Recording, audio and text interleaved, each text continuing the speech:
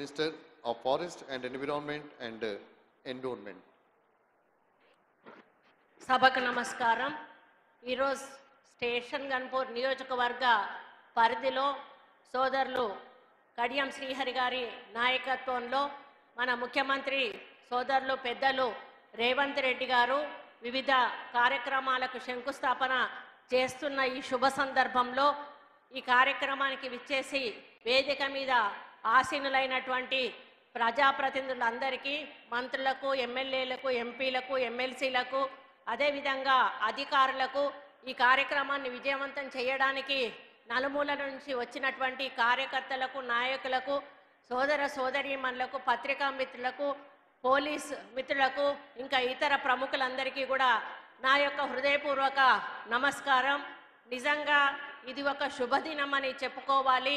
ఎందుకంటే ఒక రోజే ఒక ముఖ్యమంత్రి గారు ఒక నియోజకవర్గంలో 800 కోట్ల రూపాయలకు ఈరోజు శంకుస్థాపన చేయడం అనేది మామూలు విషయం కాదు. ఎందుకనంటే ఈరోజు రాష్ట్రంలో ఎంత ఆర్థిక ఇబ్బందులున్నా కూడా అభివృద్ధి, సంక్షేమము, విద్య, వైద్యము అనే విషయంలో మన ముఖ్యమంత్రి గారు ఎక్కడా కూడా మరి కాంప్రమైజ్ అవ్వడం లేదనే విషయానికి ఇది ఒక నిదర్శనంగా చెప్పుకోవచ్చును. మరి ఇక్కడ అభివృద్ధి అనేది కుంటుపడింది అనే విషయం మనందరికీ కూడా తెలుసు. గత ప్రభుత్వంలో పూర్తిగా స్టేషన్ గన్పూర్ను మర్చిపోయిన విషయాన్ని ఇప్పుడు కడియం శ్రీహరి గారు సోదరులు చెప్పినట్టుగా మరి వారు ఈరోజు కాంగ్రెస్ పార్టీలోకి రావడము, అధికారంలో కాంగ్రెస్ పార్టీ ఉండడము, ముఖ్యమంత్రిగా రేవంత్ రెడ్డి గారు ఉండడం వలన ఈరోజు ఈ అభివృద్ధి పనులన్నిటికీ కూడా శంకుస్థాపన చేసేదానికి సాధ్యమైందని చెప్పి నేను ఈ సందర్భంగా విజ్ఞప్తి చేస్తూ ఉన్నాను.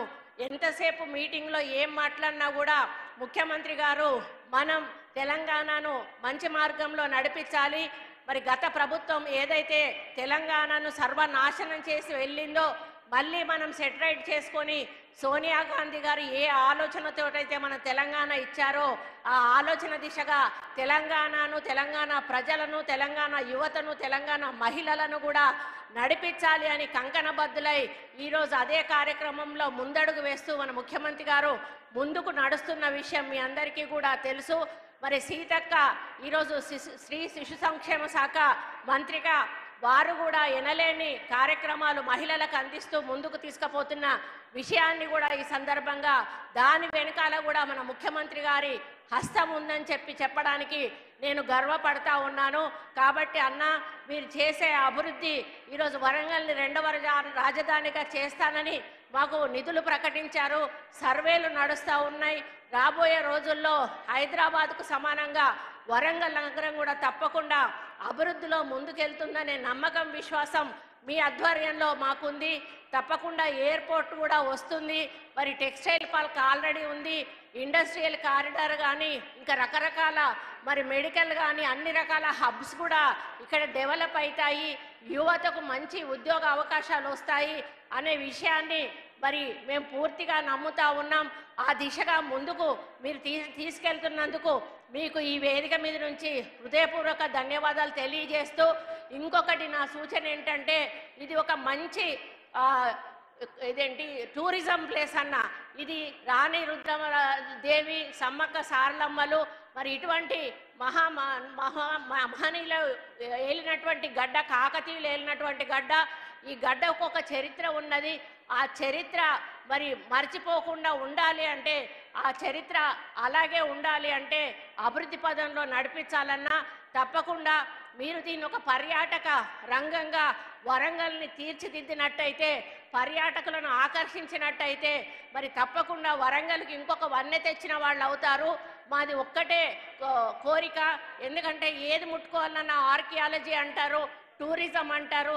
కాబట్టి మీ ఆధ్వర్యంలో tourism, archaeology, forest and endowment 4 departments తోటి ఒక మీటింగ్ ఏర్పాటు చేసి వరంగల్కు ఒక ప్లాన్ ఇచ్చి ఆ ప్లాన్ను అమలుపరుస్తూ ఒక పర్యాటక రంగంగా ఈ యొక్క వరంగల్ డిస్ట్రిక్ట్ను, పాత వరంగల్ డిస్ట్రిక్ట్ను దిద్దుతారని కూడా ఆశిస్తూ, మరి ఇంత పెద్ద కార్యక్రమంలో మరి మీరందరూ వచ్చిన సోదరీమణులందరికీ కూడా హృదయపూర్వక ధన్యవాదాలు తెలియజేస్తూ, రేవంత్ అన్న ఉన్నంత కాలం కూడా మహిళలకు మనకు ఎటువంటి ఇబ్బంది లేదు.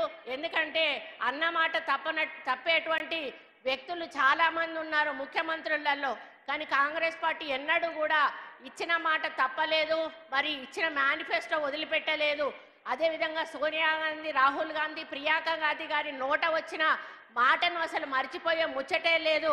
దాన్ని అన్నిటినీ కూడా అమలు చేసి ముందుకెళ్తామనే విషయాన్ని ఈ సందర్భంగా విజ్ఞప్తి చేస్తూ, మరి నిన్న అసెంబ్లీలో అన్న మాట్లాడింది అందరూ విని ఉంటారు. ఆ ఒక్క స్పీచ్ ఉంటే చాలు, ఇంకెవరం కూడా మేమేం మాట్లాడాల్సిన అవసరం లేదు. ఆ స్పీచ్ ఒకటే ఈ తెలంగాణలో మేము వచ్చినాక చేసిన అభివృద్ధికి నిదర్శనంగా మన ముఖ్యమంత్రి గారు మాట్లాడారు. దాన్ని మీరందరూ కూడా పదే పదే ఒకసారి, ఒకటికి 2 సార్లు వినండి. అప్పుడు ప్రతిపక్షాలు చేస్తున్నటువంటి ఆరోపణలో ఉన్నటువంటి మరి అబద్ధం ఏంటో మీకు అర్థమవుతుంది. కాంగ్రెస్ పార్టీ చేస్తున్న అభివృద్ధి ఏంటో మీకు అర్థమవుతుంది. కాబట్టి కాంగ్రెస్ పార్టీ ఎప్పుడూ కూడా ఏది ఆశించకుండా ప్రజల సంక్షేమమే ధ్యేయంగా ముందుకు పోతుంది. కాబట్టి మీరందరూ కూడా కాంగ్రెస్ పార్టీని ఆశీర్వదిస్తూ మరి మా వెన్నంటి నడిచి ఇంకా ఎన్నో అభివృద్ధి కార్యక్రమాలు చేసే అవకాశాన్ని మాకు కల్పించాలని, మనమందరం కలిసి మన ముఖ్యమంత్రి గారు వెంట నడిచి తెలంగాణను మొదటి స్థానంలో నిలబెట్టే దిశగా మనమందరం కూడా వారు వెంట నడుద్దామని తెలియజేసుకుంటూ, ఈ అవకాశం ఇచ్చిన పెద్దలందరికీ కూడా పేరు పేరున ధన్యవాదాలు అర్పించుకుంటూ సెలవు తీసుకుంటా ఉన్నాను. జై హింద్. గౌరవ మంత్రివర్యులు శ్రీమతి కొండా సురేఖ గారికి ధన్యవాదాలు తెలియజేస్తూ మినిస్టర్ ఆఫ్